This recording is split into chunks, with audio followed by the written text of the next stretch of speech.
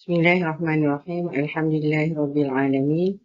Wassalatu wassalamu ala asyrafil anbiya'i wal mursalin wa ala alihi wa sahbihi ajma'in.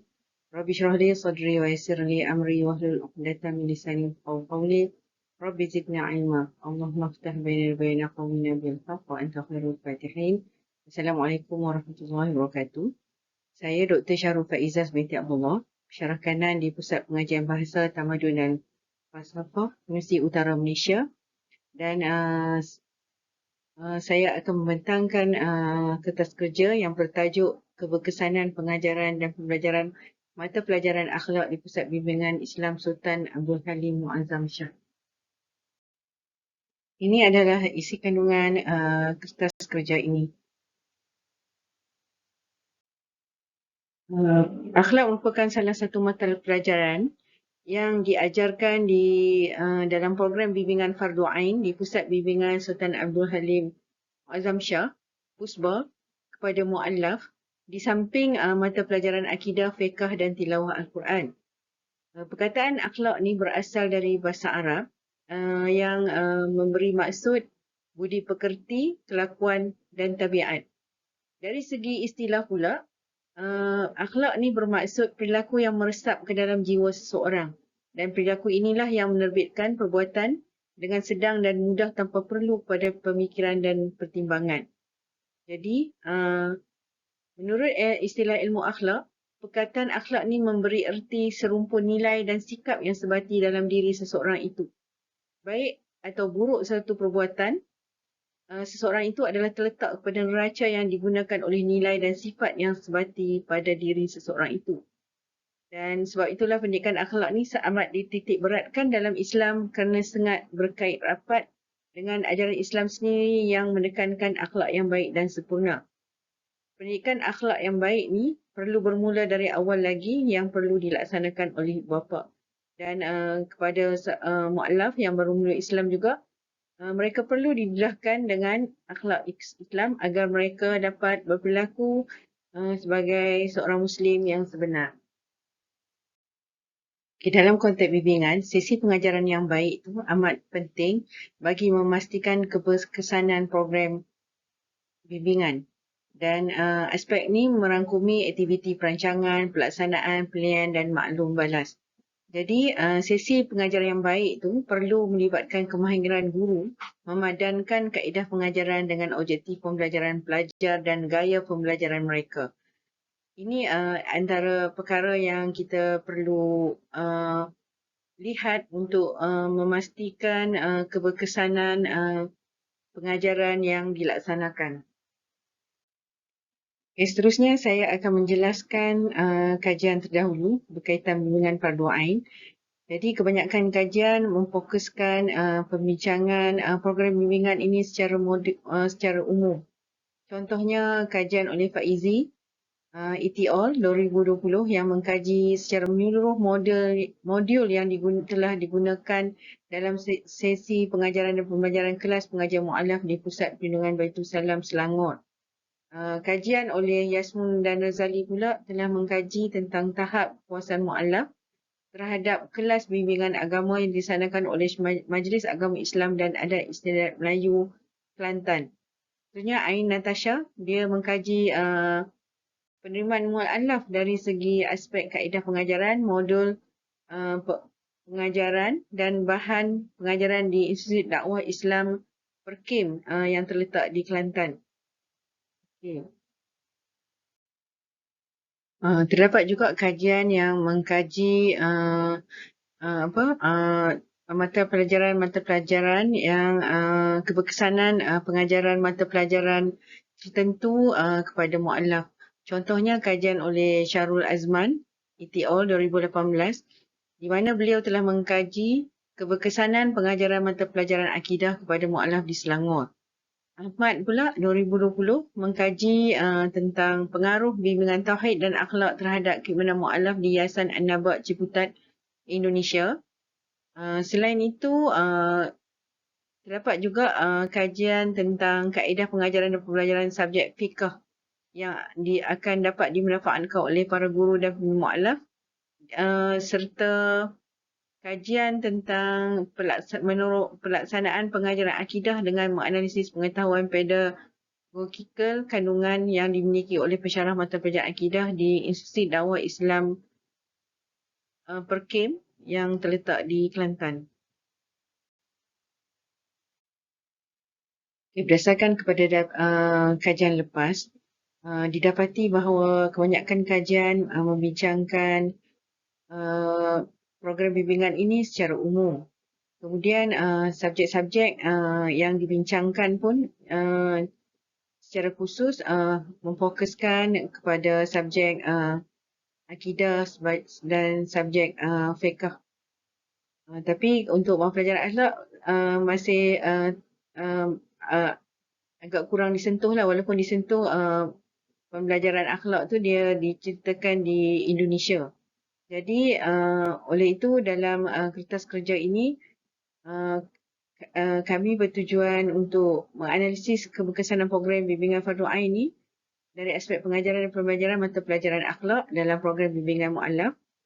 Okey, bagi satu untuk menilai keberkesanan, kemudian agar kita dapat menghasilkan cadangan bagi memastikan bahawa program bimbingan yang dilaksanakan tu dapat mencapai objektif yang digariskan. Okey, seterusnya saya akan menjelaskan pengenalan PUSBA secara ringkas. PUSBA ni adalah pusat bimbingan mu'alaf yang terletak di Sungai Petani, Kedah dan ditubuhkan dan mula beroperasi pada tahun 1999 dan objektif utamanya untuk memberi pendidikan dan kefahaman kepada mu'alaf mengenai asas-asas Islam dan seterusnya untuk mencegah dan membentong gejala murtad selepas mereka memeluk agama Islam. Terdapat dua bentuk program bimbingan yang dilaksanakan oleh PUSBA, iaitu khusus bulanan yang mengambil masa selama 4 bulan yang dilaksanakan sebanyak 3 sesi bagi setiap tahun dan kelas pengajian mingguan yang dilaksanakan contohnya 1 hari atau 2 hari seminggu lah dan dibuka di 7 daerah di Kedah. Dan pengajian mingguan ni dibuka untuk mu'alaf yang tidak dapat mengikut kursus pengajian Islam bulanan kerana bekerja, berkahwin atau mempunyai komitmen lain lah. Sebab yang bulanan ni mereka perlu tinggal di asrama. Dan kepada peserta yang lulus akan diberi sijil kefahaman Islam. Okay, peserta PUSBA ni terbuka kepada semua mu'alaf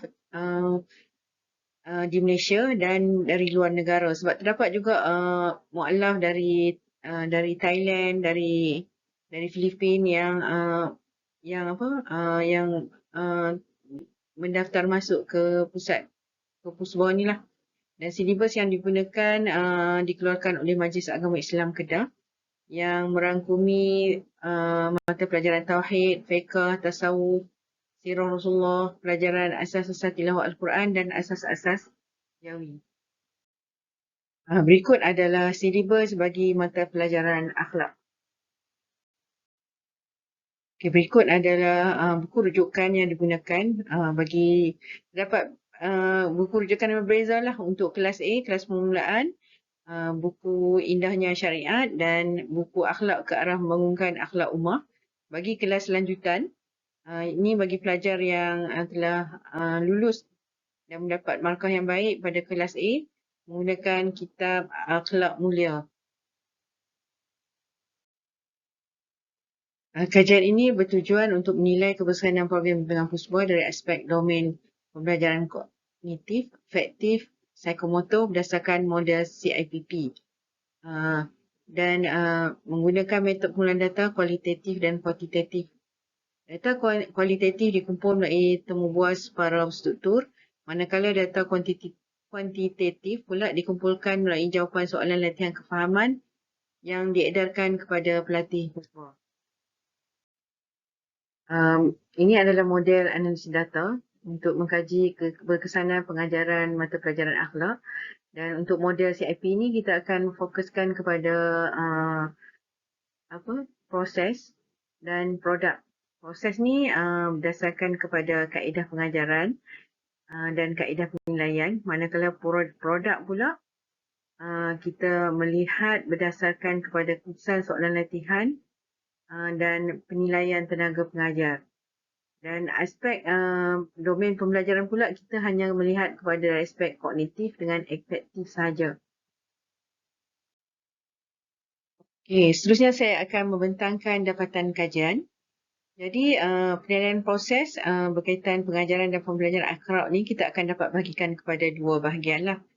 Satu, kaedah pengajaran dan yang kedua ialah kaedah penilaian. Didapati analisis mendapati kaedah pengajaran ni dibahagikan dapat yang telah digunakan oleh tenaga pengajar ada 4 iaitu syarahan, pembentangan berkumpulan, soal jawab dan kaedah bercerita. Dan penggunaan 4 kaedah ini sebenarnya selari dengan kajian yang dilaksanakan oleh Abdul Halim ETO 2014. Dan penggunaan kaedah syarahan pula selari dengan dapatan kajian Nurul Syuhada yang mengatakan bahawa kaedah syarahan ini dapat memberi penjelasan yang mendalam tentang tajuk yang ingin disampaikan dan memudahkan pelajar dalam memahami isi pengajaran guru yang bersifat sahala. Dan menurut Kamarul, walaupun kaedah syarahan ini membosankan, tapi jika disusun dan disampaikan dengan baik, ia akan menjadi pengajaran yang berkesan.